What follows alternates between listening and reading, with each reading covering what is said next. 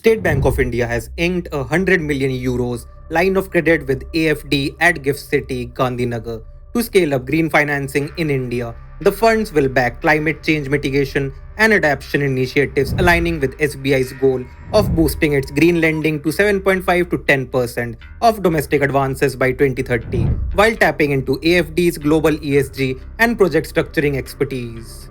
Leap India, a provider of on-demand supply chain asset pooling, filed its DRHP with SEBI aiming to raise 2400 crore rupees via IPO, a mix of a fresh issue and an offer for sale. The funds are intended for debt repayment and working capital. Vertical Holdings and Kia EBT scheme are the selling shareholders, and there's an employee reservation with a discount. Allocation is via book building, up to 50% for QIBs, 15% for NIIs, and 35% for retail investors.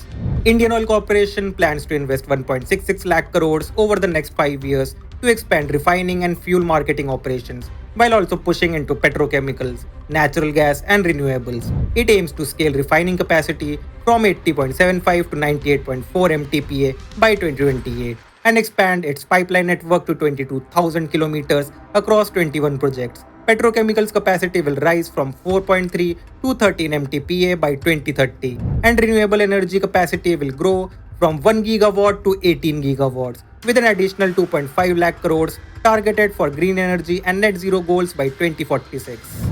Adani Power has received a letter of award from MP Power Management Company to develop an 800 megawatt ultra supercritical thermal power plant in Anuppur, Madhya Pradesh, under a DBFOO, which is Design Build Finance Own Operate model.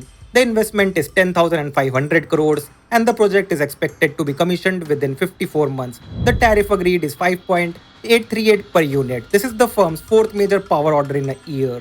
Poly Medicure's MD anticipates domestic medical devices demand to surge, supported by a healthcare sector growing at 12 to 15% annually. This momentum could push its domestic business growth beyond 20% in the next few years.